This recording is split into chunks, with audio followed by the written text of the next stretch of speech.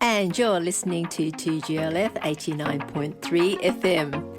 Welcome back to the Relationship Whisperer Show with Miss Dragonfly, where we discuss all things relationships with the aim to make marriage great again. And we are coming live in the studio again, and I have Bluey back with me right there. You're a survivor, okay, of the Relationship Whisperer Show. Back again. Back again. And just can't keep away. Can't keep away. And especially today, I'll have to say, we have a very big show. Big show. Big show, because this is a very important topic. Well, it's actually a very big topic. A very big topic. Yeah, in the I thought sphere all of of them men. were very big. Especially this one, because this is going to be a big blocker to making marriage great again. You know what? Well, actually making marriage happen in the first place. Ooh. And what is it? Yeah, it has to happen first before you can make it great. Yeah. And if nobody's doing it. and yeah, so really, yeah, marriage requires two people to the party, yes? Oh, it does? Yes. 2 people? Yeah, so if you... Oh, well, that puts a spanner in the works, doesn't it? Yeah, I don't think with marriage equality you can marry yourself You yet. can't marry yourself? You can't marry yourself well, yet. then you could be perfectly... Well, how... You could never lose an argument if you could marry yourself. Yeah, but it also means it's not like it's not fair, it's not equal. There's a bias? Well, you can it says you can marry anyone you want, but if you want to marry yourself, you can't. That's true. But yeah, so you actually need 2 people at the party. Now, if any of those two people are not willing to come to the party, well, marriage is not going to happen. But the very big blocker at the moment is actually men being unwilling to come to the party. So today's topic is going to be, is marriage still worth it for men? As you know, very big, lots of pushback from cultural pushback, a lot from men's groups and also men individually. That's why you see them shots on a wedding, and then the woman throws the bouquet of flowers over to all the bridesmaids or whatever. They're all scrambling for it. Yeah, give me the flower. But when it goes thrown to the men... run away. They all run away. You hardly get a crowd. It's like crickets. Everybody's disappeared. They've run. One of them hit one guy by mistake. Oh, you saw that clip, hey? And he was like that. panicked. He did the bolt. So that's why it's such a big show and a very important thing for us to cover today. And as such, we're going to go the full 2 hours.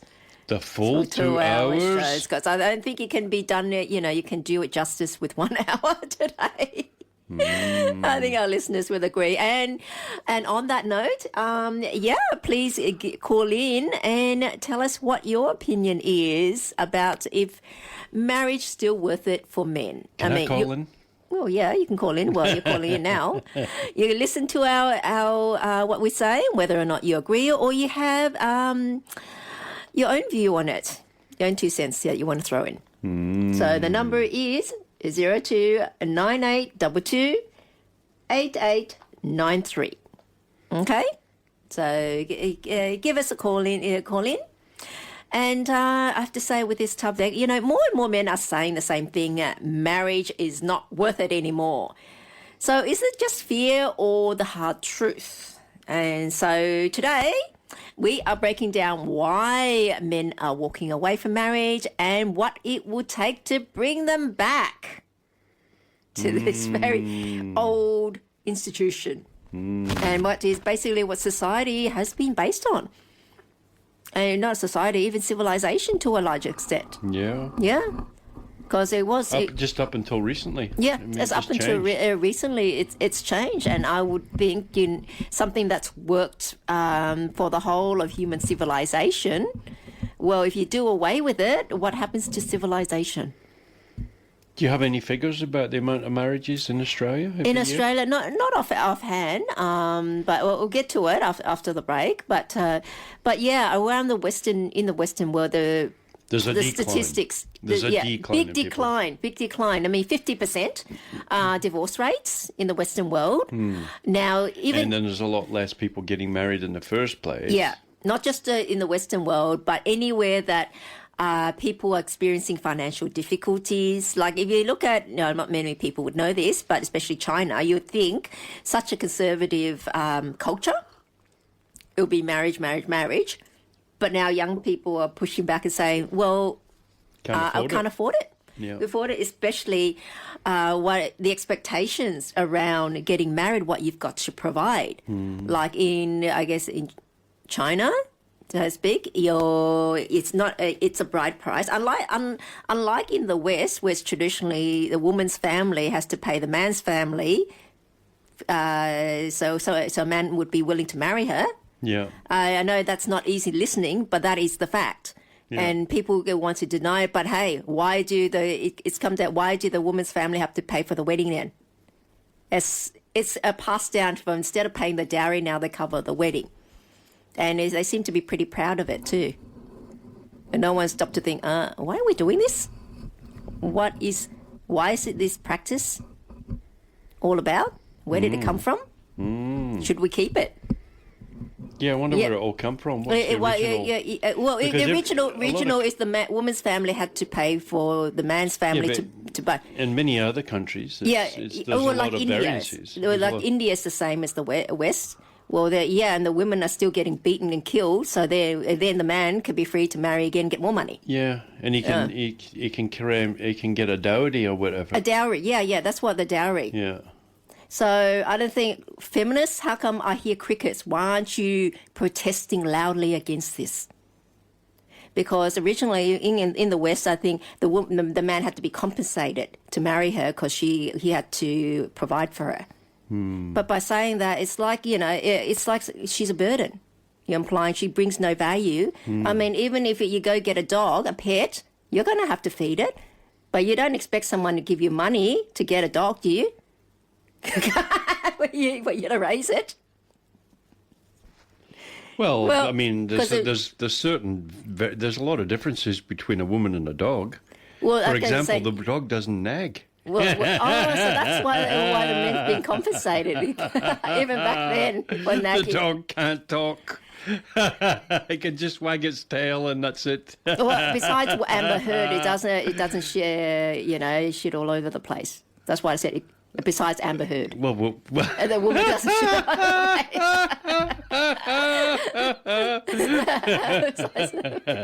Check the pillowcases. Check the pillowcases and Amber Heard. But yeah, in China, the man has to provide the bride price to the woman's family to recognize her value and her parents' efforts in raising her. Okay, so that's what you pay for, I can think you ask for a discount? Well, it depends. They negotiate. You can negotiate. Yeah, they negotiate. She's terrible at washing the clothes. She mixed the whites with the colours. I want a discount. Because of that red sock, now I've got pink shirts. Yeah, I want a discount. Didn't you teach her? I'm sending her back for more education. So, but that was one of the things they recognised because, when the woman is growing up and she's learning to cook, the parents eat all the undercooked or the burnt stuff or the food that she cooks while she's practicing, and now she's trained up and then he gets to enjoy it all. So come on. He gets the benefit. He gets the refined model. He's gone through all the prototypes. After she gets We've gone through all the training. prototypes already. We've had to endure all those. But yeah, it's a bride price would be like ordinary. I think standard, from what I've seen, is about $50,000 Australian. Yeah, that's just standard. If you're the richer cities, we're going here. It's more money. Okay, then he'll have to have a car. He'll have to have his own house. Well, if you're going to get married and start a family, how are you going to house them? Is the question. How are you going to provide for them? They're legitimate questions of obviously. Yeah. But she expected to have be paid off as well, so not to add pressure on the marriage. So that's why the standard is so high. They're thinking. And then, of course, pay for the actual wedding itself. Even though, unlike the West, at Chinese weddings, the guests actually pay for the reception because they give money. And the polite thing is always enough to cover your per head, how much it costs your per head to put on. So but basically you give them a gift so you don't get financial pressure on the couple. Yeah, relieves them. That's what the gift that you should be giving them. Not a bunch of, not how like 20, they don't need 20 toasters. Yeah. You know? That's more practical. And so, but and then, you know, the young people say, oh, I can't, yeah, I don't have the means to be able to provide that. Therefore, I can't marry. Yeah. Yeah, because when you go and speak to the woman's parents, as parents, they're going to ask you a very reasonable question as parents is, you want to marry my daughter, what type of life will she have with you? Legitimate question. Yep. Yeah, the parents love their daughter, love their children, love their child. Yep. So you cannot begrudge them on that part. It's not out of greed. It's because they love their daughter. Of course, you can't just throw them in with anyone. Yeah. Might be a psychopath. Yeah. Might be a total domineering nut job, like most of them are. So that is what blocking marriage in China and so in other countries because of economic conditions. In the West, it's different. West is ideological issues. And in the West, you know, now with modern society, I know just wokeism. Both working. Wokeism. Look, why is this such a contentious issue? You know, we've got men opting out of marriage in growing numbers. We've got that red pill MGTOW movements gaining traction, and many men feel like modern marriage is a trap and not a partnership. You know, and feminism has changed the game. So has it gone too far? I think it has. What do you think? Feminism gone too far?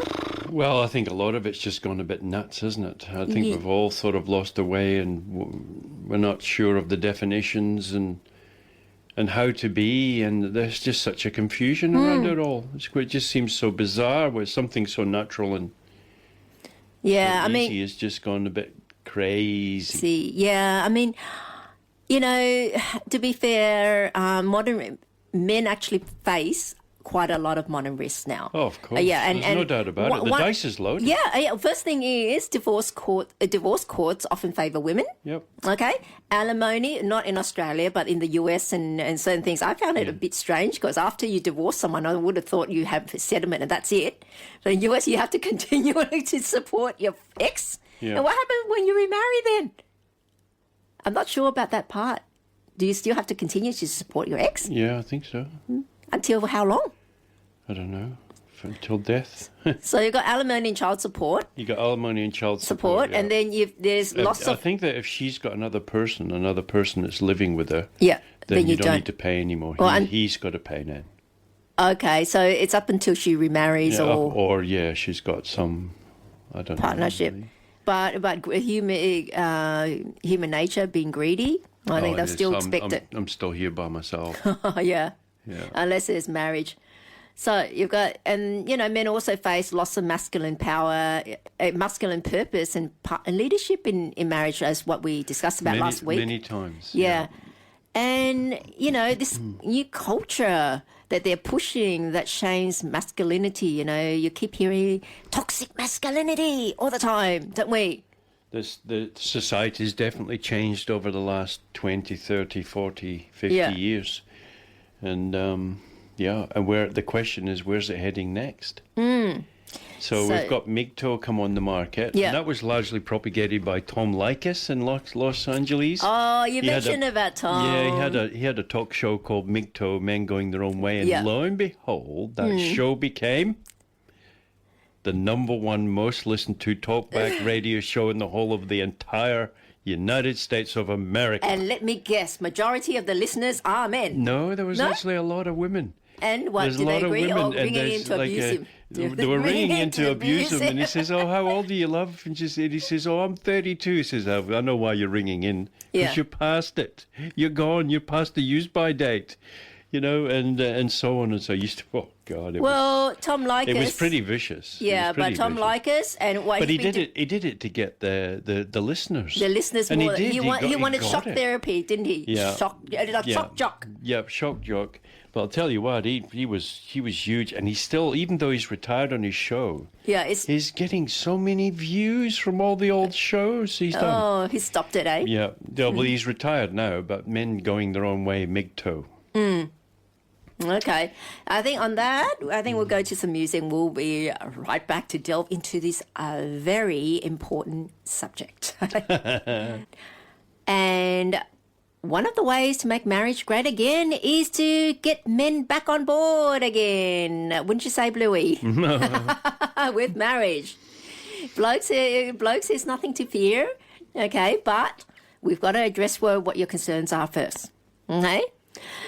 So, why men say marriage isn't worth it? I mean, look, there are a couple of reasons why they are saying that. I think there's more than a couple. Well, the first things that go are the main things are fear of legal injustice, obviously the courts not being fair, and the courts being weaponized against men. Yeah, largely. Yeah, a lot of that. I mean, look, in Australia, I guess in a divorce settlement, normally it's 50-50. There's no alimony. What a 50-50 or whatever assets that accumulated and earned during the marriage, which I guess is fair enough. But once children become involved, then if there's children, then it's 70-30 the woman's way. Okay, because of their children. And also child support up until the child is 18. So that's his other 30% gone. Yeah, well, yeah. What they're saying is saying. So I totally understand this fear. Yeah. Yeah. So, we'll it's all right in the beginning when it seems like paradise, when it seems like, oh, this is the greatest. We'll 3 months after the wedding. Discuss how you can avoid all this later, but we'll address all the men's concerns first, okay? Okay. I'm being fair. I mean, I'm giving men their voice. We'll make sure you're fair. Don't worry about that. Yeah. That's why I'm sitting on this side of the fence. There you go, guys. We've got Louis here. Ding, ding. For you. Ding, ding. And in the red corner. And it's Louis. Louis in the red corner. What's your favourite colour, Blue? So, all right. Next, other thing we've got is they feel they lack respect or appreciation in marriage. And I guess it's also coming from a lot of, would you say, all this indoctrination that women have been receiving from feminists and popular culture and social media. You know, say you don't have to bow to him. You're better than him. You know, why can't you lead?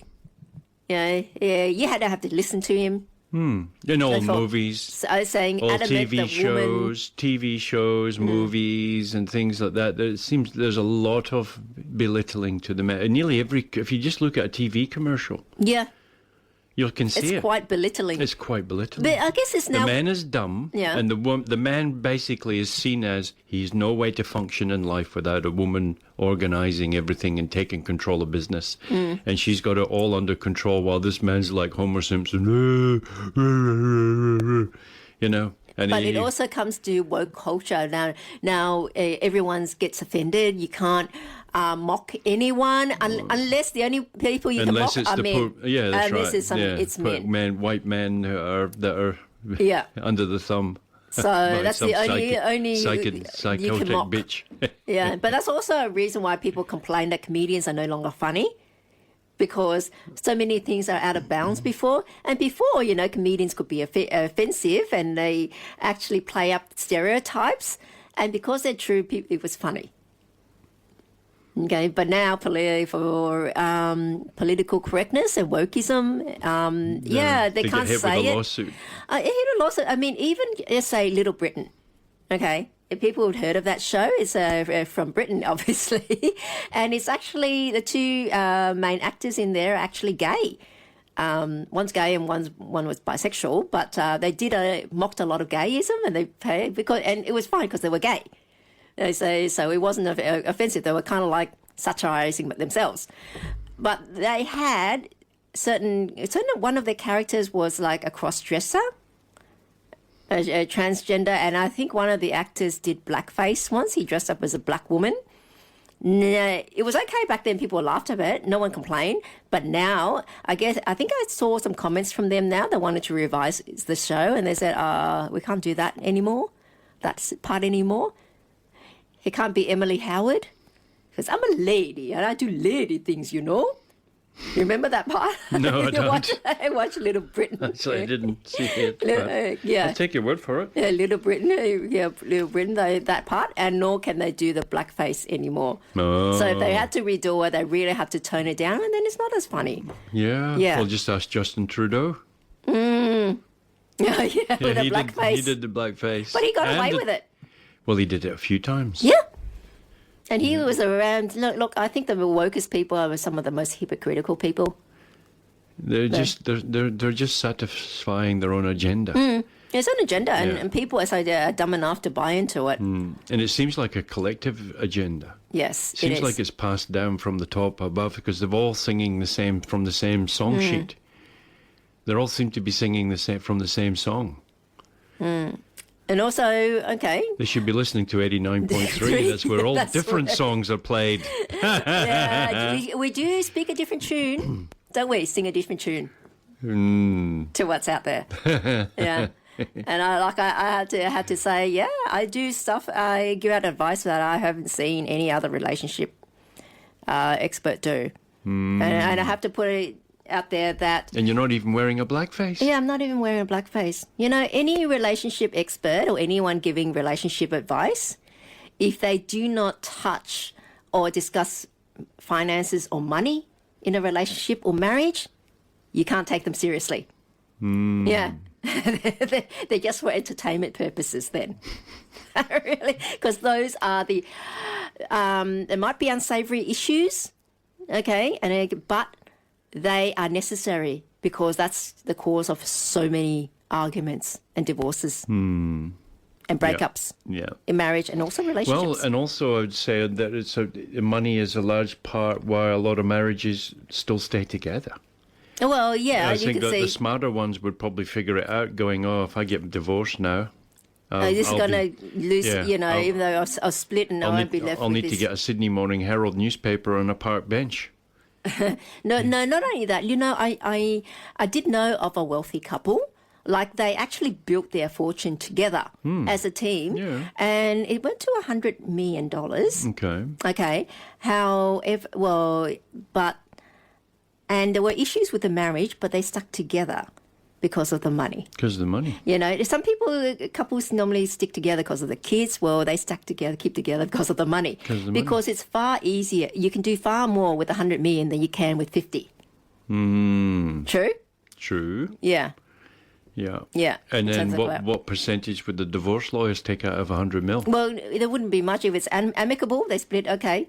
They built it together. Yeah. Their fortune together. Yeah, so you don't need a lawyer, actually. Yeah, it wouldn't do it be, there. you know. But usually, in the most part, there would be a lawyer involved, and he would want a percentage. Oh, there's 100 million there. How do we get 5 million off that table? Well, so... they would offer to do it for free on a percentage basis. Pro bono or whatever. Yeah. But if they did, they would just cost them a few thousand just for paperwork or whatever. If they were amicable, okay, I'll take... We built it together. Oh, no, they want a percentage. They want a percentage. No, I'm talking about the couple themselves. Oh, right. The couple themselves, look, we'll build it together. We're going to split. We just split everything in half. Yes, that's it. Just sign the paperwork. Yeah.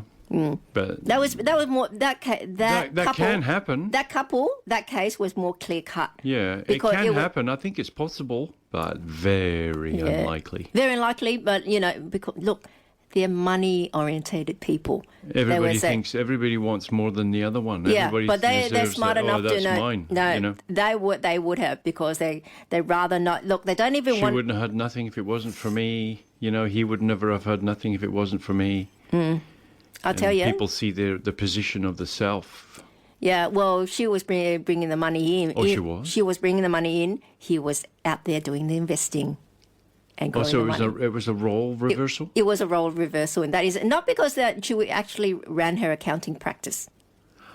Yeah. So it wasn't so much that, and with the money that came in from the accounting practice, he went and invested it. So it worked out very well for them. Yeah. Like I said, I mean, it doesn't have to be in. Most often it's the man that brings in the money, but in some instances, it's the woman if she has already got inheritance, a business, or a have a company. business, then it makes sense. So provided they both work together, then no one's bitter or resentful about it. That's not easy. That's not easy, but that's it's also usually it's like what I've noted. If the woman pays for anything at all, there's a resentment. Straight away. There's a resentment that she has to pay. Yeah, even if she's really wealthy, it doesn't matter. And it doesn't matter if she can be a feminist. It goes against her feminist values. But this is what it means by feminism and political correctness. It's an ideal. It is not reality. Yeah. Okay. And a lot of people could be high net worth, but it doesn't mean to say they've got any cash. In real estate, you could be worth $100 million. Your house and you could be broke. You can't even go to Woolworths and buy a week's shopping. Unless you sell your house. Unless you sell the house. But people don't want to let it go. They don't want to let it go. Or another year it'll be 10% more or whatever. And so you can be cash poor, but asset very wealthy. So, all right, going on which to men. Which is the most part. Yeah. So look, men also complain. They don't have a role to play as a masculine leader. I mean, I guess their default position. Well, they do. As the leader, as a masculine leader, has been. Well, they get told what to do. That's not leader. I know. But you get told. Yeah, that's what. That's why they're no longer in the leadership position. They're no longer the man's position has dropped. Just dropped. They were traditionally the leader. I guess the head of the family. How they used to. What is it? Sunday lunch roast, dinner roast. He roast chicken, and then the father would sit at the head of the table and he'll carve it out and deliver it to the rest of the family. Yeah. I think when people watch those shows, I think Leave It to Beaver and all those shows from the 50s, people look at it and say, isn't that cute? Once upon a time. Once upon a time. Or the more people how toxic is that environment? Look. You see, aren't you glad we've come such a long way from that? Do you want to go back to that? Having him dictate how much chicken you can have. Yeah, you don't want that, do you? But also, apart from that, also there's pornography is so easy to access.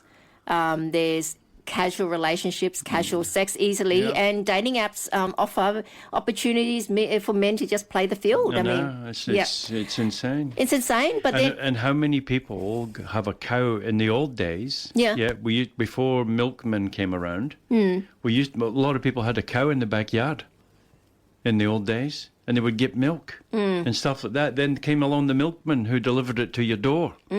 And now you go down the road and buy a carton of milk. Well, now if you notice, not too many people have a cow in the backyard. No. Why? Because you can just go down the road and buy a carton of milk. Yep. At the local convenience. You see, now is marriage pretty much the same way? Almost. Do you need to have a wife at the home, like a cow in the backyard, give to milk? To have when sex. You can just go down the road and get convenience. Yeah, but this is what I blame women. It's up to women. Well, that's a silly old move. Yeah. What do you accept? What value do you put on yourself? What is your price? Yeah. Okay. What skill set do you bring? No, not just what do you accept? If you're saying, commitment only, okay, you draw the line. If every woman did that, the men have to marry. Otherwise, it's a brothel. Otherwise, it's a brothel. Yeah, I saw this quote. The man come up and asked this girl they wanted to ask him some questions about, are you single, you married, or what's your things? And she says, well, who are you dating or whatever? She says, I don't date.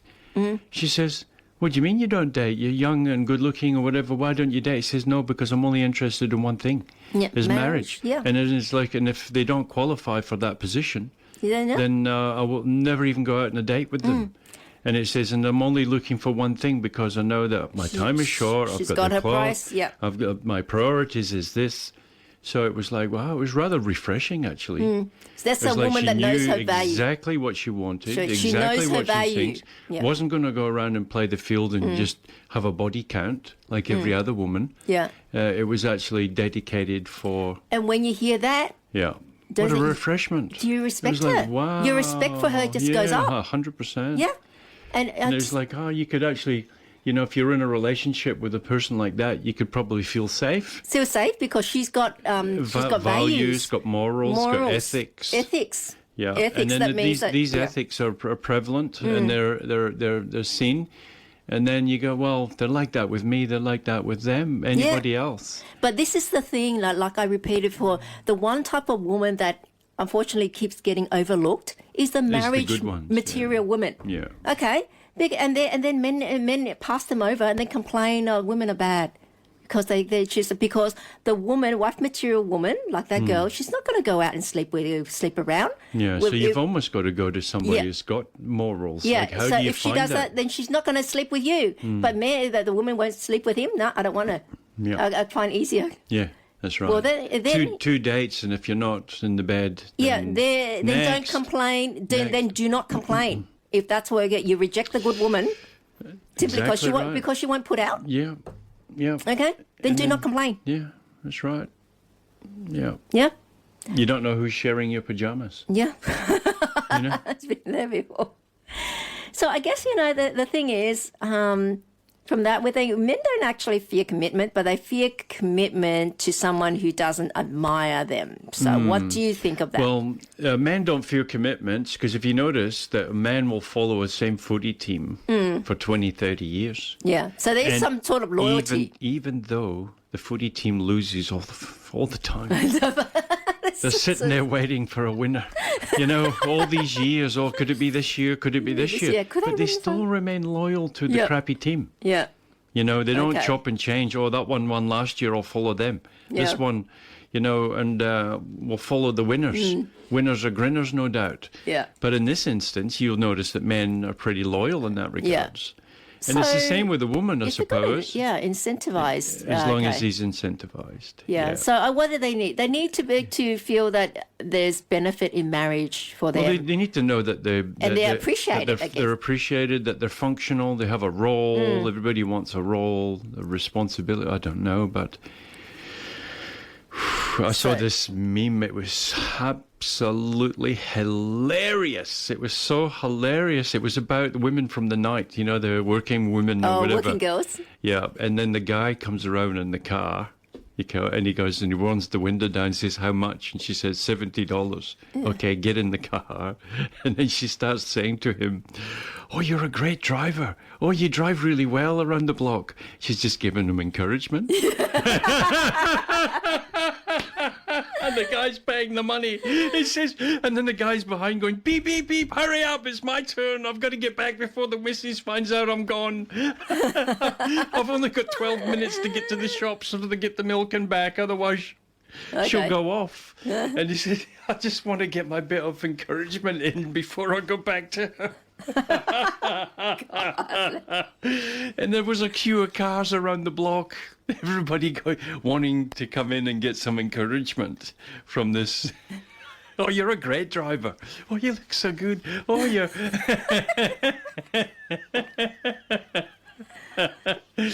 So that was hilarious. So getting that, well, all right. This is a question I can ask the audience: is can a man thrive in marriage without feeling needed?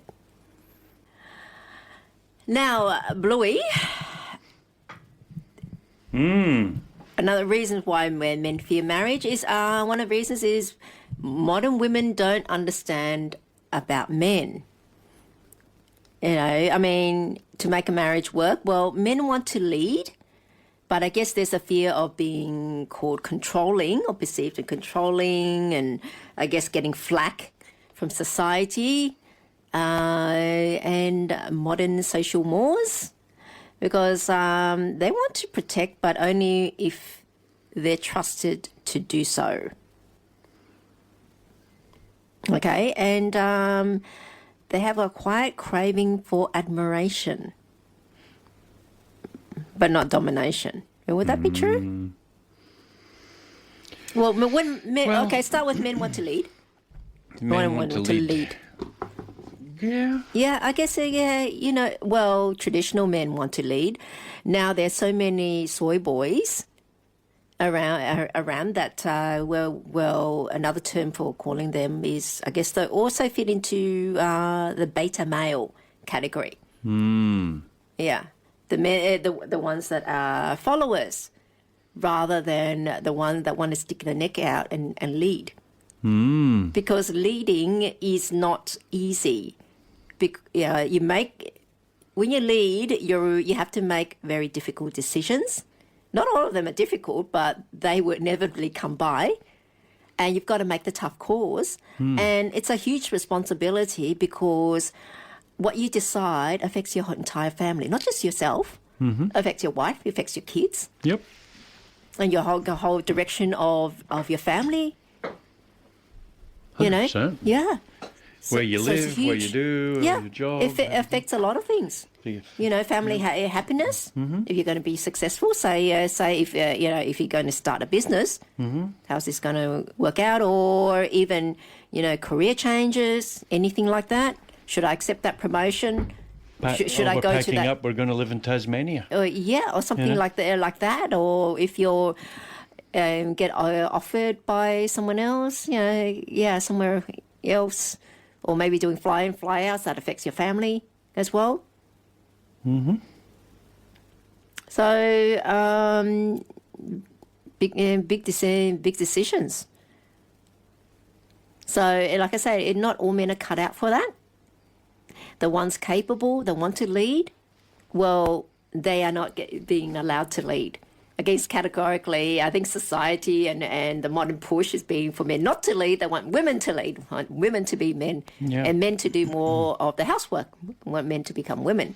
And I guess a lot of the times men feel confused. They don't know what to do. They don't know what is expected and what's okay for them to do anymore. There's no rule book. There's no longer a rule book. There's no guiding. There's no guidance as well. Everyone people say, "Oh, you do what you want, and just go with the flow, or whatever." But it doesn't work that way because people need direction. People need, like or not, I still think the old adage of what's expected of someone in a particular role. Like from society, what they expected of men, what they expected of women, what they expected of a husband, how to act, and also what they expected out of a wife. Because those structures and those expectations were there once upon a time, then that was easier for people in a way because they knew the path they had to follow.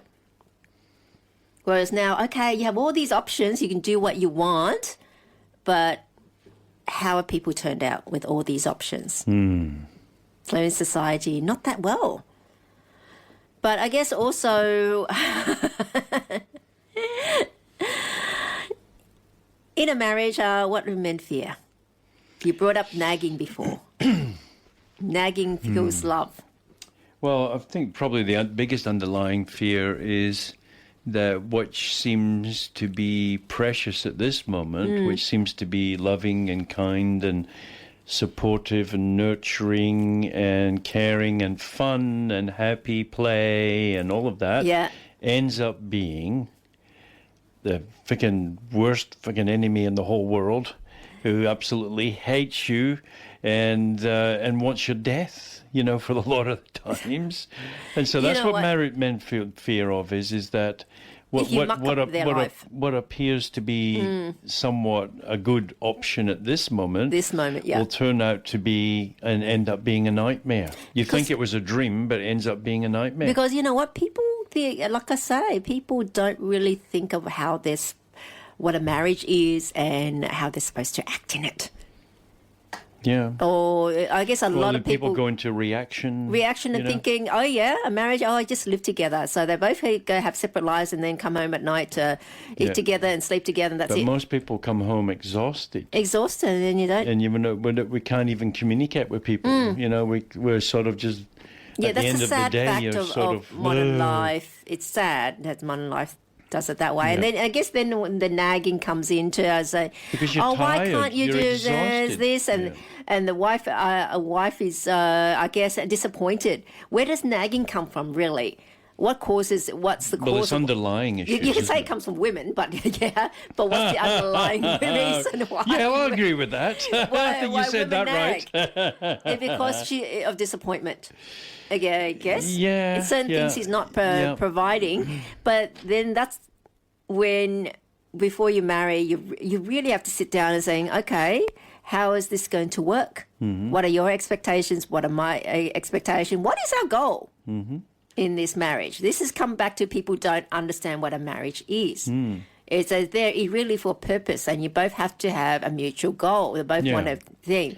And so then if hopefully you, that goal doesn't shift that along the way. doesn't shift It doesn't or I guess diminish, yeah. or move to different goals. Yeah, but again, even if they do have it, and I guess when things don't turn out exactly the way that they intended, had it in mind, and then this disappointment comes in, and I guess that's why the nagging comes in. I said, why couldn't you get that promotion? You know, you said it would be this year, it'd be within this year, but now it looks like it's going to be another few years.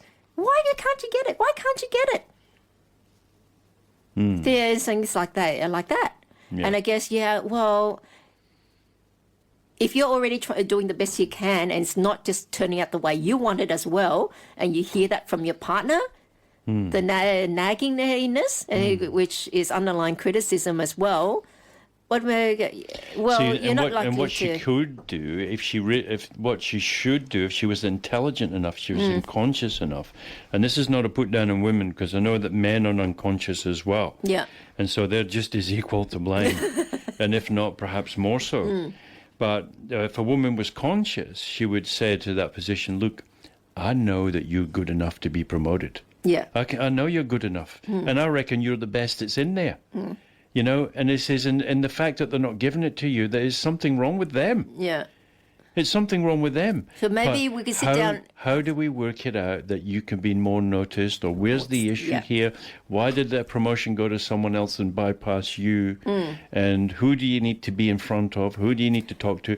And then you work as a team to get around it. To discuss But and if strategize. she says to him, "Oh, you're just simply not good enough," Okay. and then what she's saying is You're a that my letdown parents from it. were right. Yeah. You're not good enough for me. And so that comes and hits him in the face, like, and then that obviously builds up a resentment. I'm not good enough for her. She doesn't think I'm good enough. Who does she think she is? Like, before I met her, she was this and that, and now I did this and I did that, or whatever. And then there's where the resentments get built up. And then when it's an uncommunicated cycle, a resentment that's held within without being communicated, what does it do? It festers.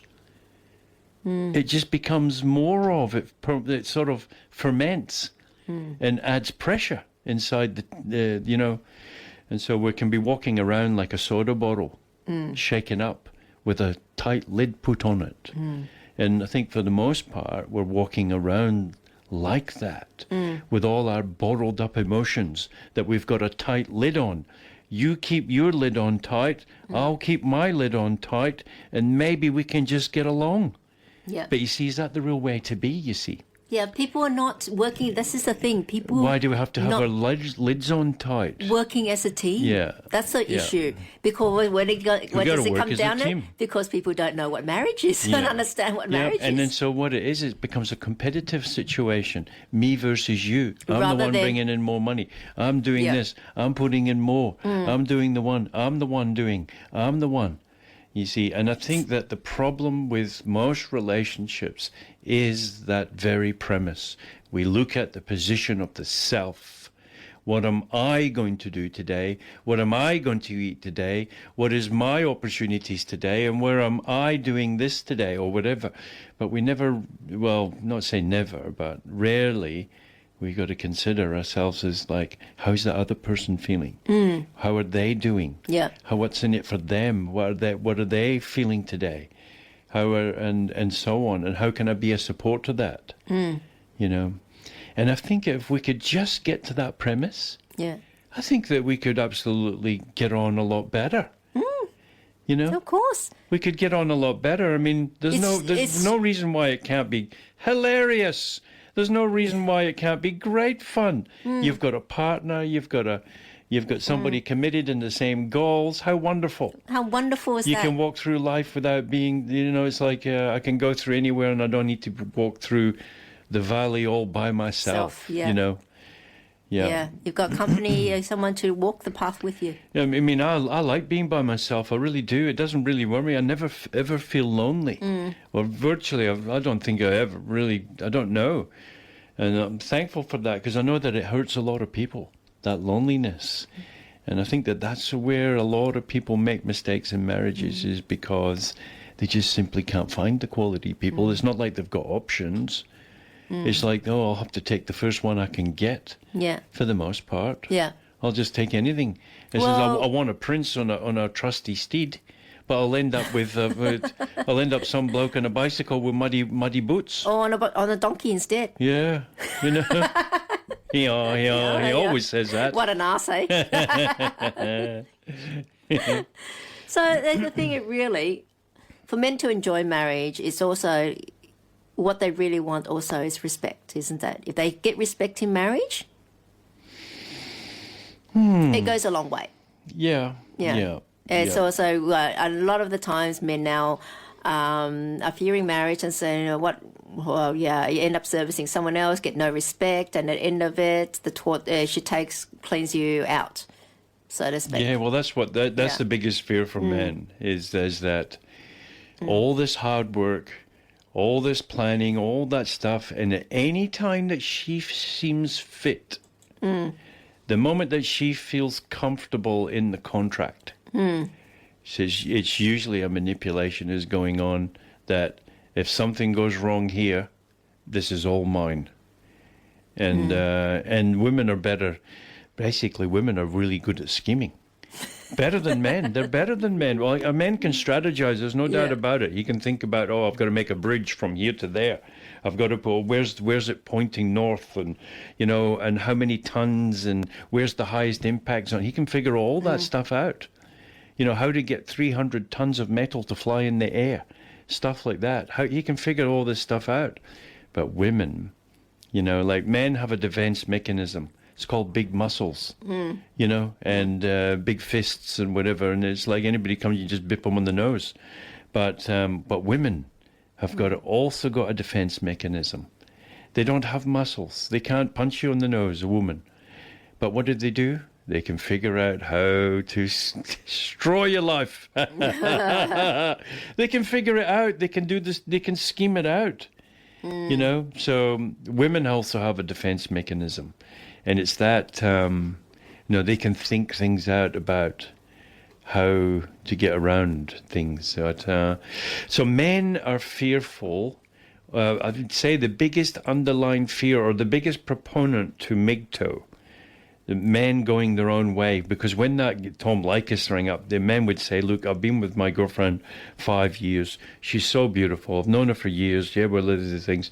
And he would talk them out of it. He says, I want to get married. She wants to get married. I'm thinking about it. He would talk him out of it. And he said, you know why, son? That's what he said. He says, lad, you know why? Because it's the same thing every single time. He says, I already know. I'll be waiting here in 5 years' time. If I'm still here, you'll be calling up going, you were right. It's the same playbook. And he says, and if it's the same playbook, then to put yourself in that position, you're just setting yourself up. You're putting yourself in for the setup. You know it's going to come. You know what's coming down the road is all this and so on. So he used to map it out really well, and he used to penetrate things. And the women used to ring up and say, he was going to marry me until he rang you, until he listening to your show. Oh, absolutely. And he'd abused him online. How many? That's what most of the women callers were about. That the guys were going to marry this woman, and now they're not, until he listened to his Tom Likas show, and then now they're not going to get married anymore, and the woman got really upset. And then he would explain to them the reason why he advises men to run for the hills and to never marry. And Never at marry. the end of it, what did the women say after he explained Well, it? a lot of the women actually agreed. Yeah. Because he would say to them, or he would talk to them on a position about, you know women yourself because you're one. You've been around the groups, you know what they're like. And for the most part, they would have to agree. So a lot of men out there, they don't actually even know. They actually think that women, butter wouldn't melt in their mouth. They think they're incapable of lies. As long as and they're beautiful. as and long look as they're beautiful, they're not the... Yeah. But there's an old adage, the prettier the rose, the sharper the thorns underneath it. But there is actually an Eastern saying, a beautiful wife is someone else's wife. Okay? So on that note, we'll go to a break. And we'll be with something for our listeners. Is that a name of a song, is it? No, it wasn't. It should be. A beautiful wife is someone else's wife. That should be a name of a song, and that's Can sung by understand Miss Dragonfly. Go on, just sing a few bars. And today we are addressing, is marriage still worth it for men? Louis, you know the old adage, all he needs is love. All you need is love, or in this case, all he needs is love. Do you think that's true? Is love all he needs? Well, it said it in the song, but I'm not sure if it's in reality or not. No, I think the truth really is men need a mission, true, and then marriage. Yeah. Yeah. The thing is, you know, I was watching a video on YouTube. I think it's from Charlie Kirk, and up against, as Charlie Kirk is a conservative commentator and influencer, and he went to college. He goes to colleges and he debates with woke students. Free to come up and have a go. And he was asking this student, okay, what makes men happy? And the student goes, freedom to do whatever you want, choice, or go wherever you want, options, choices, that sort of thing. And I go, no, I disagree with you. To be happy, men need a purpose. They need a mission. And a purpose, he said, is gained in marriage. It's a responsibility, and to be a provider and protector, and to feel important. Yeah, and because it feels important that he's got a purpose. That would be what would make a man happy. Okay, and traditionally that has been the case. Not anymore, because I guess the purpose has been lost with the way marriage has been put down, and women, which is the other half of the marriage, being pushed out of marriage or by feminists, or discouraged. And discouraged, when I say marriage, pushed out of marriage and discouraged from marriage, is not just the actual legal marriage itself, from engaging in that, but also a true participant in the marriage, and that being as a partner and having responsibilities and obligations. That's what they're discouraging women. You're not obliged to everyone, and you're not accountable. You don't have to be accountable to anyone. But no, if you're in a marriage, you are accountable. You're accountable to your spouse, to your husband, just as he's accountable to you. It is a mutual thing. So I guess that's also a reason why he doesn't get that mission so much in marriage, and men don't actually know that the marriage then gives them purpose. When you've got a family to raise, and this is one big thing, even in saying Chinese culture, you do not get true adulthood. You're not regarded as reaching true adulthood until you're married. Why? A man actually a boy becomes a man, gets his manhood when he gets married on his wedding day. Yeah. That's why the wedding in the West is the bride's day, yeah? But in the East, it's actually the groom's day. Is that right? It's the day he becomes a man, because he then he becomes have the responsibilities of a man. He's head of his own family, has responsibilities now. That's true manhood. Yeah, true. Yeah, that's full manhood. Yeah, it's a good point, isn't it? So that's why even, the red envelopes in New Year's Day, provided they're not married, they still receive them because they're normally given to children. Okay, because they're still not a full adult. And you don't have to give them out until you've actually been married. And then it's expected. Who would abuse that system? And then it's cut off. Well, you might receive $5 or something, but it's a symbolism. Tokenism. If you're a high flyer, high flying, receiving hundreds of thousands in salary, you don't need much, but the parents might give it out just as symbolic. Yeah. But unmarried, you still fall in the realm of like being a child. So that's one of the things. So it actually is manhood in that way, and it makes sense because men have purpose, responsibilities, and you know what? Also, the case when a man gives up everything for a woman, he loses himself. What was his purpose? Anything to make you happy, dear. And I'm saying that as a woman as well. Yes, you need to make your partner happy, but also look after your partner, but it needs to go both ways. And men and women have different skills, so they have different roles, and so they look after each other in different ways. So, because, the moment he puts, this is one of the quotes is, the moment he puts her on a pedestal, she looks down. That's saying she no longer doesn't have the respect. What about a parrot? Does that do the same? A cockatoo. On a pedestal. That's where they sit. So yes, it needs to be mutual and going both ways. I mean, I'll tell you of a case. I did see this on the video, and it was actually a matchmaker that relayed this story about this couple in China. He first went with he had a girlfriend, and she demanded a certain amount of bride price, so he's worked his butt off overtime and all that. And when he fell ill, and she was still indifferent, she didn't care, and all that. And so he quietly broke up with her. Good boy. Then he went on a blind date with someone else. She wasn't very pretty, but she actually cared. There's a big difference.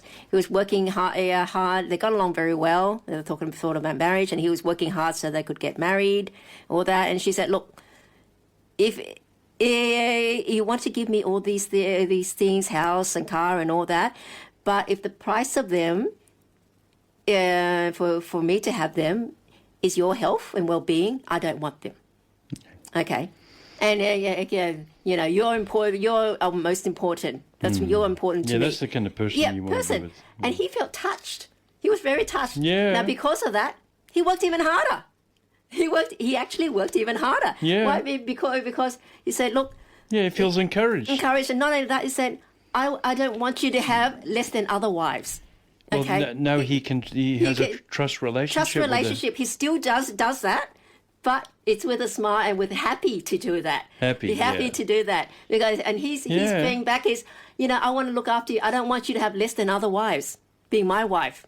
Okay, and so she couldn't talk him out of it, and so she did her best. She cooked nutritious meals to keep up his health and then he worked as a team. Yeah, and it works as a team. And then seeing that, she goes to her parents and said, look, she lied to them. She said, look, his parents gave us a certain amount of money.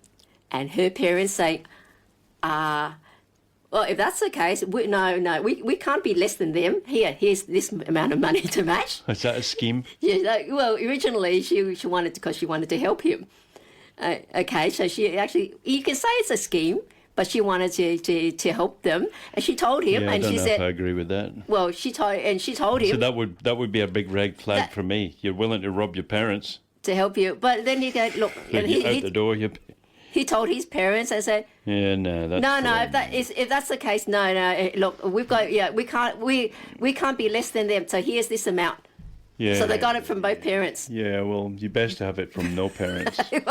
Say. If you're going to lower your morals for that, then you can't build a But- relationship on that. But the culture was it would have had to be Yeah, I understand. build the Cultures. bride price anyway. Yeah, so okay. she told him, so no, you don't need to. You work don't that. rip your parents. You can't. You've got to be truthful. No, they would have had to pay. So in that respect, I don't agree with them with that lie.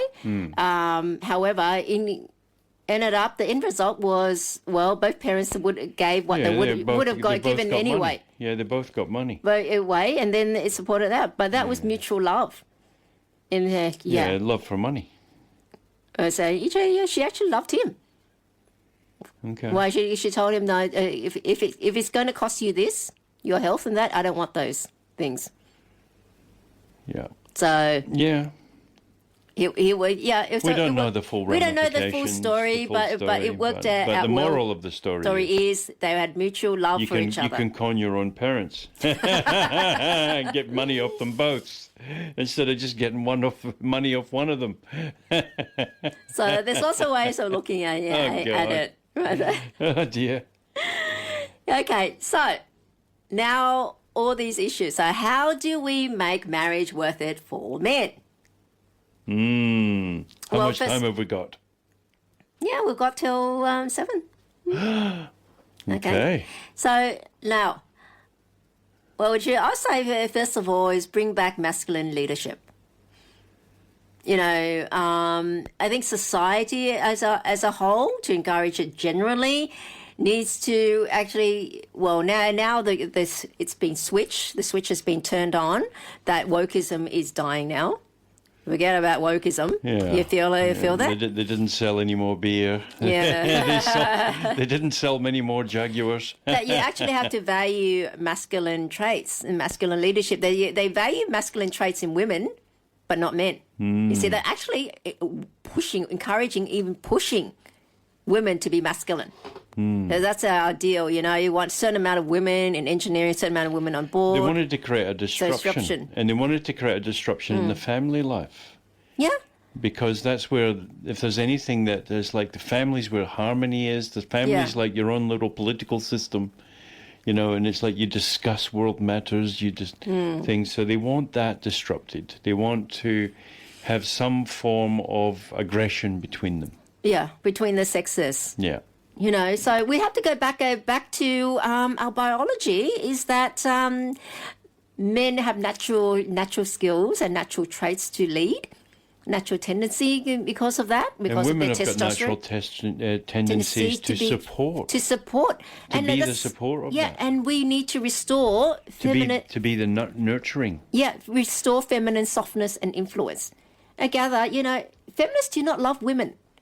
They do not want women to be their natural self. No. And they said the most hated women are the traditional women. Yeah. Yeah, the feminine traditional women. Oh, you're just a doormat. You have no say. It's that you're powerless. They say you're so dumb. Yeah. Which is the traits, which is the criticism whenever a woman chooses, say, to be a stay-at-home mum, a traditional wife, or actually very feminine women. Yeah. And I don't know. Do men really value feminine women, or they want the strong, independent woman? That is what men keep being told that's the top woman, the woman that you should be aiming for, you should want. Yeah. Is a strong, independent woman. So, as a man, Bluey. Is that the case? Who wears the trousers? Or is that's the same as women saying something but really wanting something else? Okay, so our question I'll ask the men out there is, do you prefer a strong, independent woman, you know, that can stand her ground against you and argue with you, or do you want the soft, feminine woman? And sometimes I keep hearing men say, I don't want a woman to just agree with me on everything and defer to me.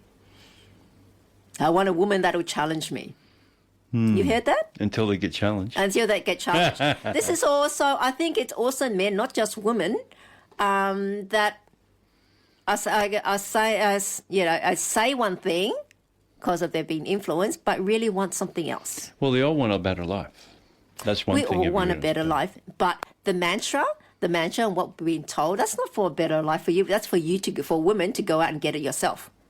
Not to have someone else How to identify how to provide get it. Yeah. provide it. And for man, what do they say men do? Respect women, let her have her ways. Strong, independent woman that can get up and go anytime. But especially, you know what, even in dating profiles and things like that, asking for a strong woman, no, not after traditional roles. And the same vein, I guess, is that because they think that's what's going to attract attention and have people contact them, give them matches, if that's what they say. Can you imagine, a profile on a dating app or a dating website, come across that, where a woman says, I'd like to be a traditional wife, this is my goal, raise children, I'll cook great food and all that sort of thing. Nobody's advertising that, No are one's they? advertising and that. you think that somebody would just try it to see if it's successful or not as a commercial. And then even the man, and you don't see the man, a profile with a man saying that, I want to lead, I'll look after my woman and so forth. I look after the family. I work hard and make all the decisions, and especially the tough ones. Do you think they'll get many people contacting them, many matches on that? Well, you know yes, what? It could work. Yeah. But you know what? Have you heard of, there has been, I don't know, dating app or dating website. It was called The Right Stuff. Basically, for conservatives. Dating for conservatives. Okay. And, this is it's mostly men on this website, though. There's majority men over the women. So they're lacking women, and they're trying to get women to come on, which is... Isn't it normally women are more interested in relationships and want to marry? Why are they staying away from this area, this app, this site where the men want to marry? You see? That is really... Is there any insights to that? And I guess, or what do you think? But this is my view on it. I think that women are actually worried or embarrassed to be known to be on that site. Then again, they are betraying the feminist movement if they go on that site.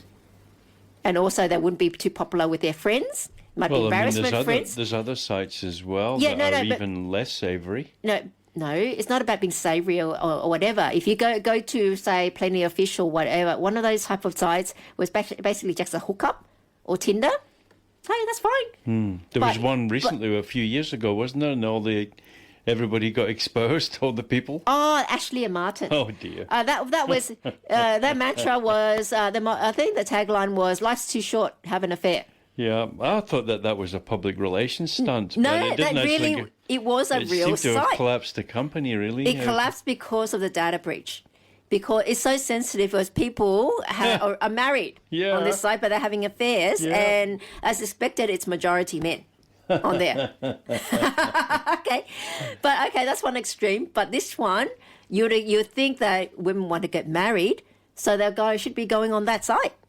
But I guess, like I say, it's embarrassment that it's one thing, but they don't want people to actually know what they really want.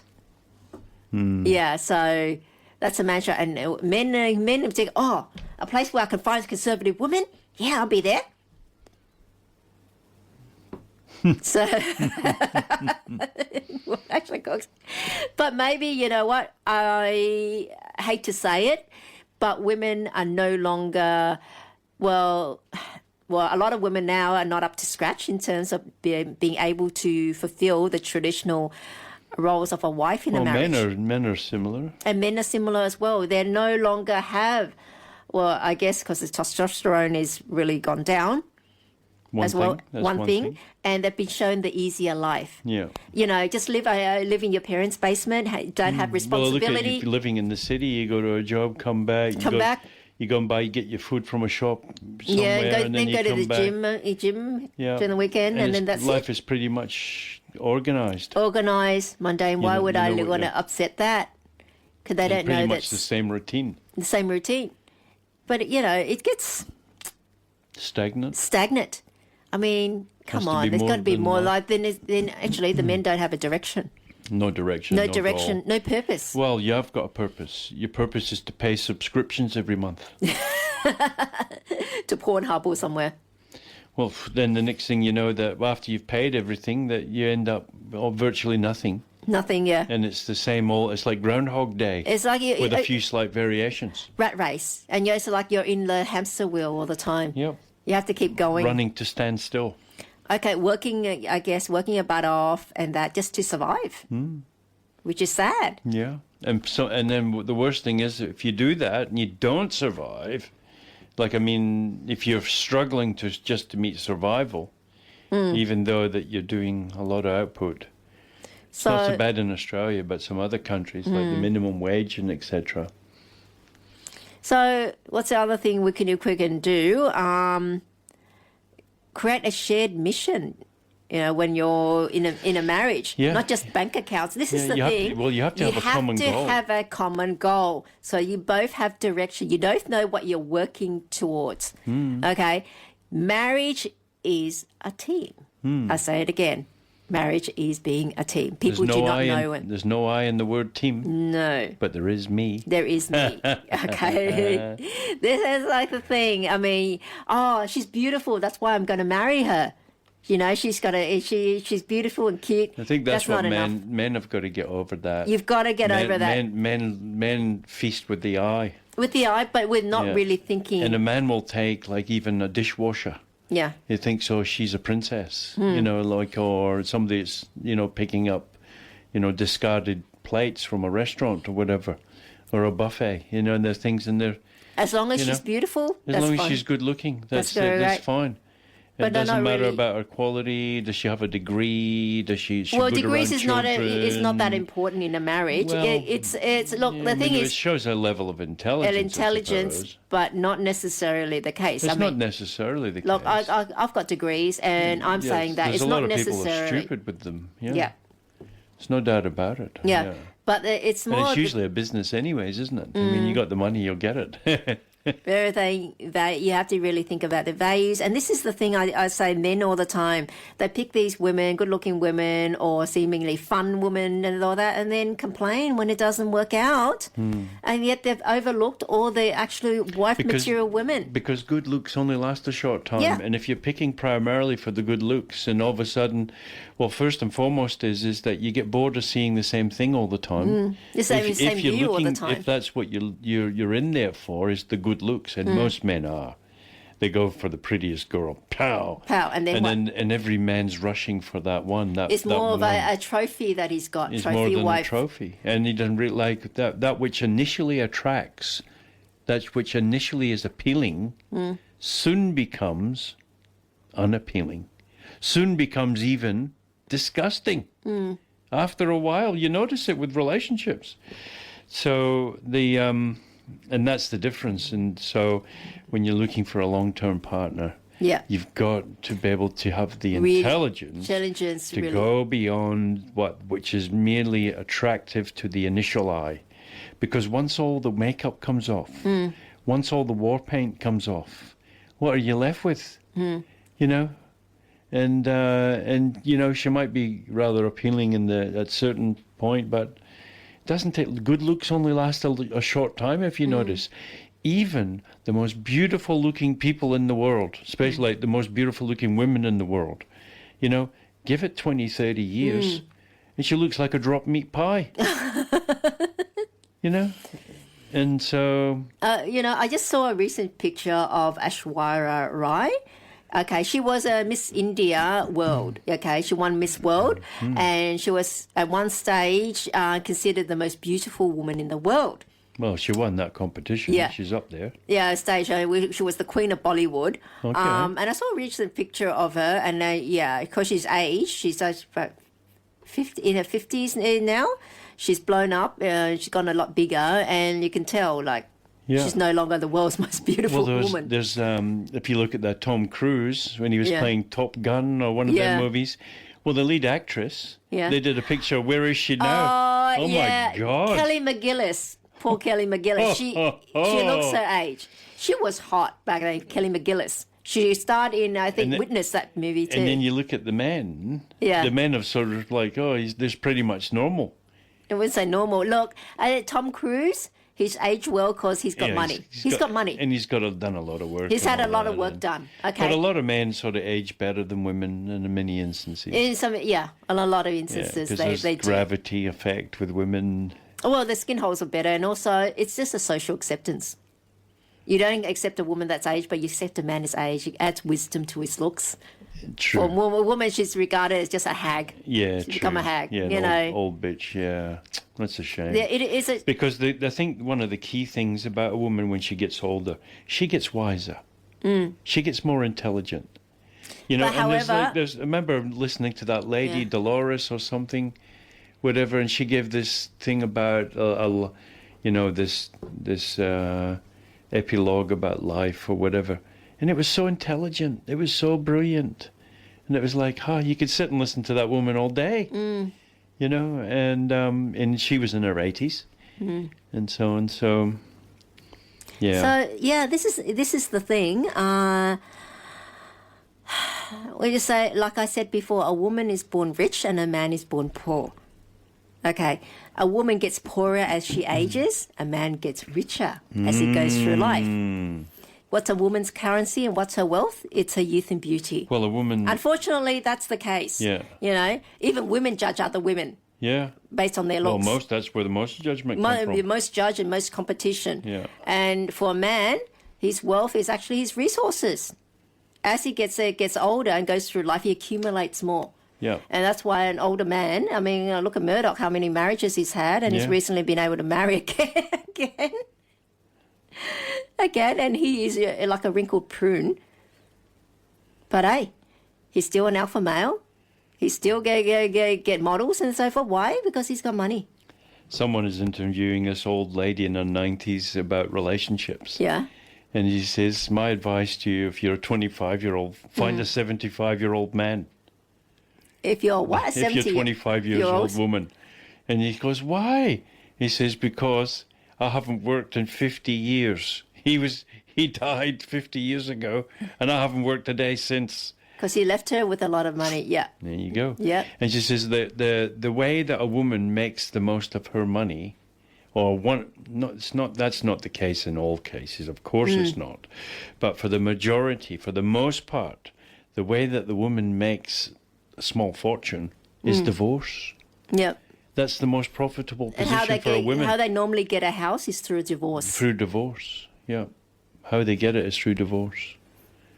And if that is the general consensus from the beginning, the dice is loaded. Yeah. It's a failed game. Because if that is the general consensus now that, how do I get a house? Yeah. And a woman knows to get married to get the house, then, you know, it's pretty, unless you find a team player. That's why, yeah. Unless you find a team player. And this is you're in for a world of hurt. Are you into a world of hurt? And you're so in for a this world is of what hurt. I say, you know. Stay away from it. You have to. Unless you find a jewel, stay away. And I will agree. Marriage is not for everyone. It's not for everyone. But if you get married, if you find the right one, it's wonderful. It's a jewel. It all comes down to who you choose, man. I was in professional sports. Yeah, and in professional sports these days, you're talking millions of dollars a week. Now, a man's performance level, if he's married to someone, and she's not getting enough attention, or she's not a level of intelligence, or awareness, she's not conscious enough, she's going to start resenting him going out the door training because he's not spending time with me. He's not telling me I'm the most beautiful thing that ever walked on the earth. And he's not spending enough time with me and all that, and then going off with his mates. So then she starts thinking about ways of how to delineate his progression. Yeah. to spend more time with her, So but not realizing she wants more time, but she's not going to come out and say it full on straight to your face. Excuse me, darling, could you sit down? I need to talk to you for about 5 minutes. Look, I'm feeling left out here, and you're training too much, and I don't feel like it's la la la. She wouldn't say that. What would she probably do? Most part, she would figure out ways of how to get him out of it. You know, how to get him in the home, or how to get him away from that position without being straight and up front.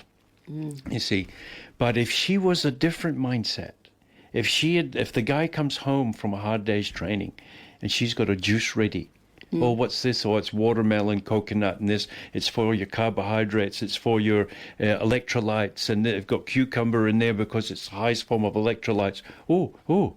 And he says, and then guess what? You're going to need protein before you go to training. 2 hours before, she's got an alarm. Oh, you've got to take this. Oh, why? You need 1,000 grams of protein or whatever it is. She's got it worked out. You know, in his gym bag, he's got 3 changes of T-shirts. He's got his socks. He's got she's everything. organised He's things got for everything. him, but she's supporting him because So he walks into the gym, and it's all laid out there. He doesn't have to think about it. He doesn't have to think about it. Yeah. Oh, someone's got my back. Yeah. And you know what happens then when someone's got your back? You feel like you're loved. You're loved. And you know when you're loved, you can excel. Yeah. You can function. You can be the best of you. And not only that, If you feel like you've come from the premise of being loved. It's like a child in the family. If a child is neglected, if the child's not getting any love anywhere, you'll see that their grades are this, their ambitions, their wants, their desires, their hopes, their aspirations, inspirations, basically are diminished, degraded. Yeah. Whereas if they come from the premise where you feel like you're loved, you've always got that foundation of love. You've always got that love of the parent to go back to. No matter what happens, my parents will open the door to me because they love me. Then you can go out into the world knowing that you've got a fallback position, that you've got people out there that care for you, and you feel like you can go on and take on the world. But when you're belittled, degraded, and there's no love, it's in an unloving position, then it's very difficult to become an elite. It's very difficult to be optimally efficient and effective. But in the level of sport, I know that if you get a woman who is smart enough to know this, also she could be studying legals, your contracts. She could be your sports manager. She could do your accounts. She could say, "Oh yeah, we got the sponsorships. This." She would know. She would be able to sit down in 5 minutes and give him an overview of his financial position right now. And you know what? Again, he would trust her as well. That she's saying the truth because, and looking after him, And you know what? Because she's got teeth in the game. Yep.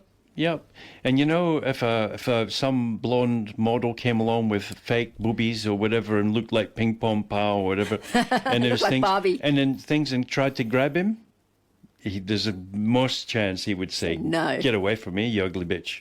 Yeah, because he's come from a position where he feels the love, the safe, the security. She's got everything organized. Wow. What a gem. What a gem. What a gem. Can't wait to get home. Get her. Can't wait to tell her about what happened in training. And she's genuinely interested. She's not like Because so it all comes down to finding the right partner in the first place that you can get all of that. If only there was a book. If only there was a book. You know what? There happens to be one. No, there is? Yes, this one. What? Your Complete Partner, my book. How to choose the right partner for love and marriage for a lifetime. Wow. Okay? And you can download it. How do you get a copy of that? Absolutely free from free? From my website, makemarageGreatAgain.net. It's free? Yeah. Wow. It all starts with choosing the right partner. And I'll tell you, once you choose the right partner, what marriage can offer then? Purpose, legacy, stability, yes? And what you get from your partner then is a partner who respects you, supports and builds with you, and then it provides you the framework to go into your role as the provider and protector. You you've found someone that can work with as a team with you, or your partner in life.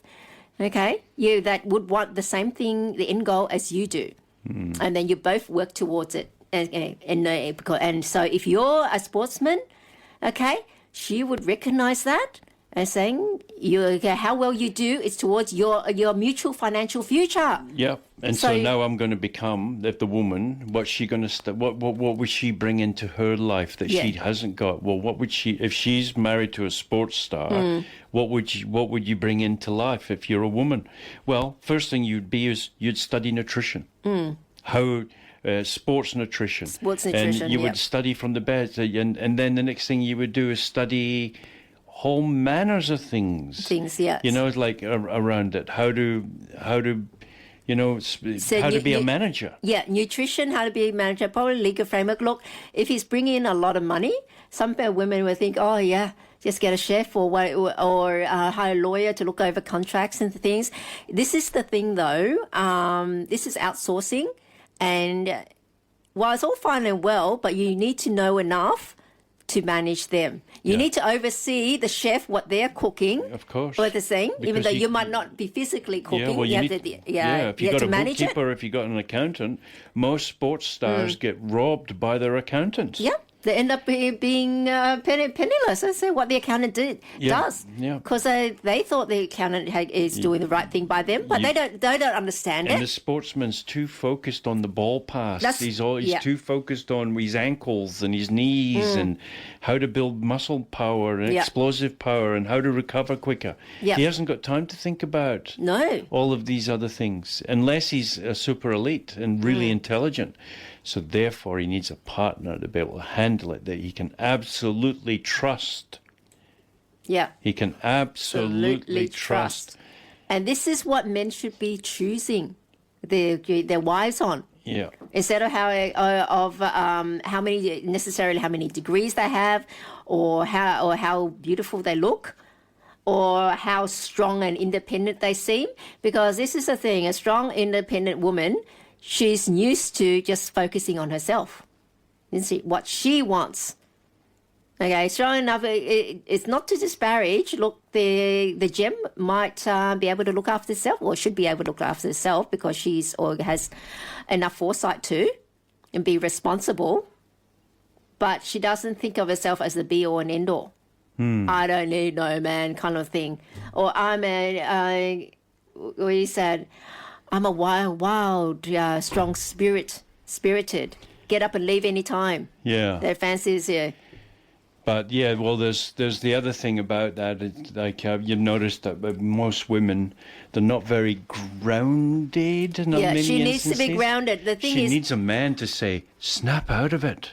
In many instances, because women can go on tangents, like they go down the rabbit hole. Unless if you notice that as soon as there's an emotional disruption, women have to talk to their best friends. Yeah. They've got to talk it out. They just can't keep it. Why? Because it eats them up inside. They can't. It's like there's this emotional bursting inside. Yeah, whereas men can sort of just keep they it. Bottle it up, and that can be toxic, very toxic. They might leak a few things to their mate, their best mate. Yeah, but women will remember a conversation 5 years ago, whereas men can't even remember what was said 5 minutes ago. It's gone already. It's out. He couldn't care less. He's on to the next thing. But as women are like, what did they say that for? What did he mean by that? What was that? What did they say by that? And it's over. It's analysed. Yeah. But men sort of don't bother with that. They just sort of get on with the job.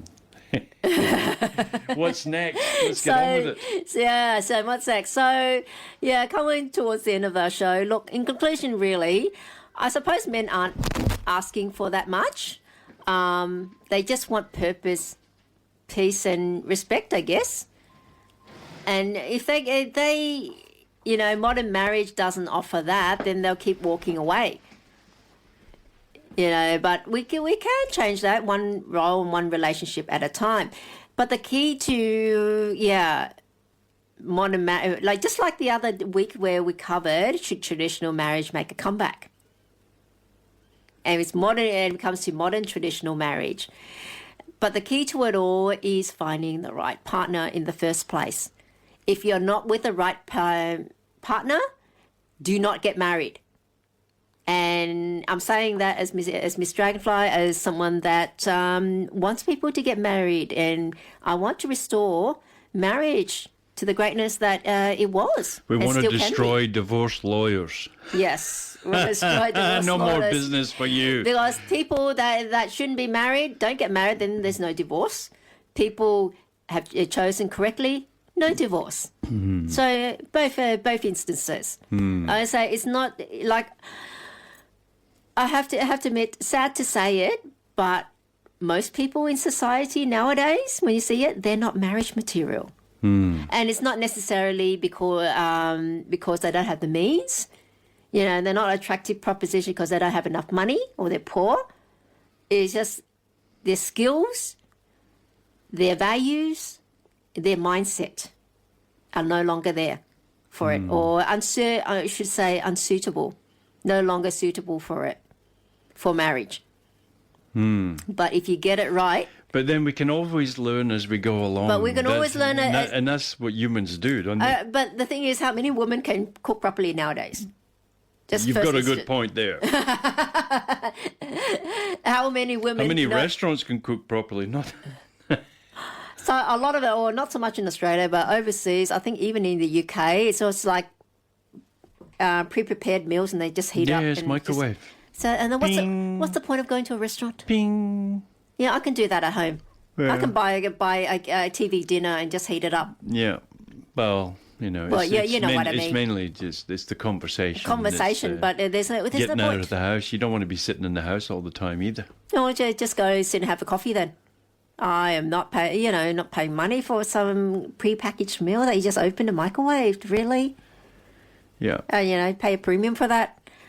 But but men also, a lot of them now they just don't like to take responsibility. Really, they put out there, be responsible.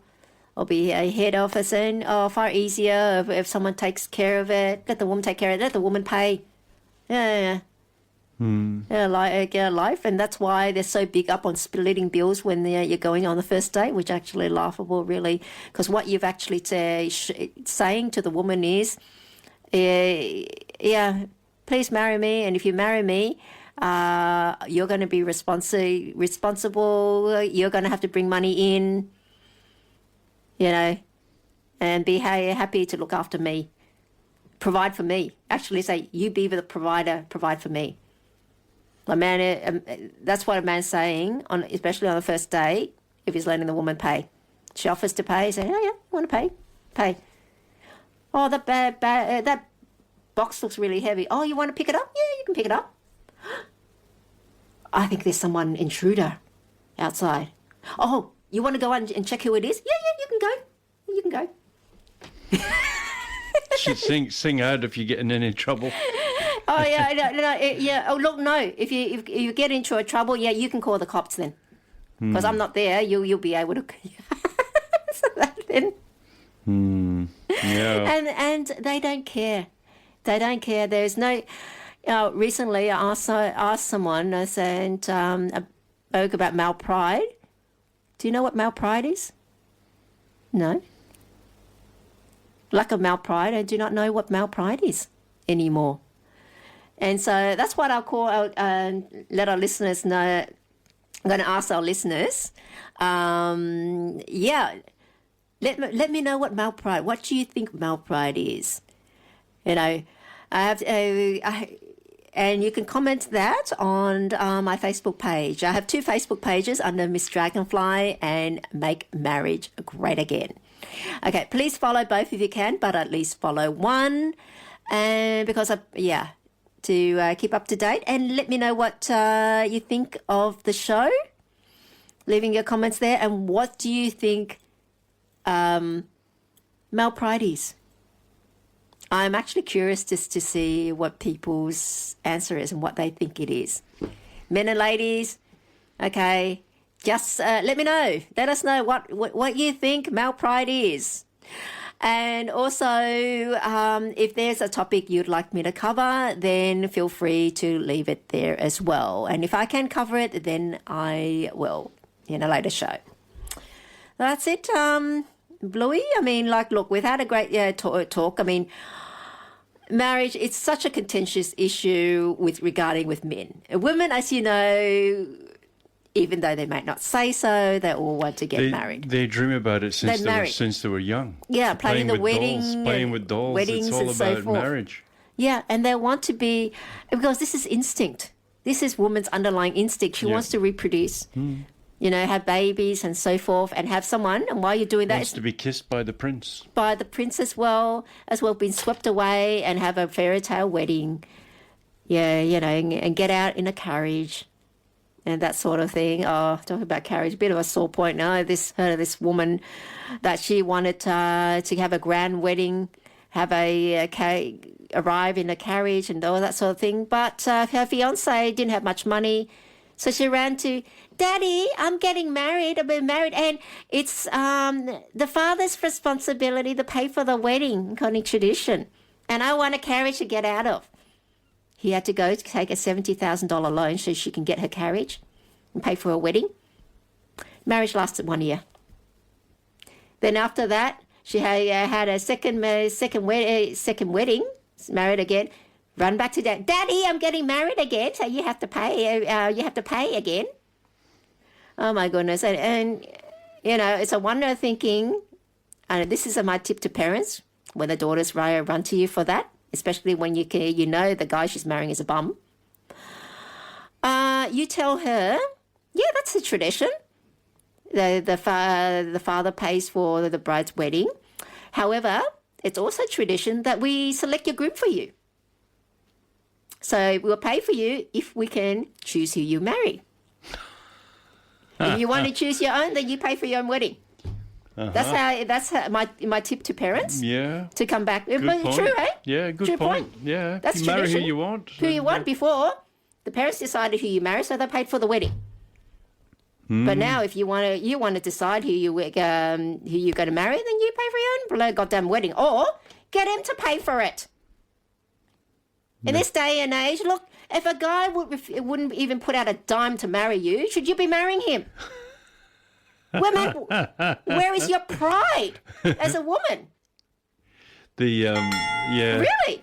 Well, you might go down from a carriage, you might end up with a go-kart. A go-kart or bicycle. But you know what? That's who he Just marries. sit on the horse. You don't need a carriage. Just get on the horse. The horse is even more expensive now. Well, donkey. Can you get a donkey? You can get them at the beach. You go up and down the beach for $8. If you decided to marry a guy that doesn't have money to put the wedding that you want, if you accept that, because that's what the life with him is going to be about, without means, without anything. So this is the type of wedding you should have. That means you've accepted him then. Yeah. If not, do not marry him. Do not ask for that guy. Expect a grand wedding if you're going to be living as a pauper with him. Makes no sense. This is also a reality check for you. Maybe they think that love will win the day. It doesn't. But this is coming to the end of the show. Thank you so much for coming in again, Bluey. Yeah, okay. Hope you're providing the male voice. It's a very important subject Run today. for the hills, lads. Very important Run for the hills. today. I mean, it's where men have a voice. Why men? We need men to be there, come to the party so there can be a marriage. Okay. So thank you very, very much. And as I say, anyone, if you've got something you'd like us to cover, then feel free to leave it on my Facebook page. And don't forget to get your free copy of my book, Your Complete Partner, by going to the website makemarriagegreatagain.net. So until then, thanks again, Bluey. Until then, it is bye for now.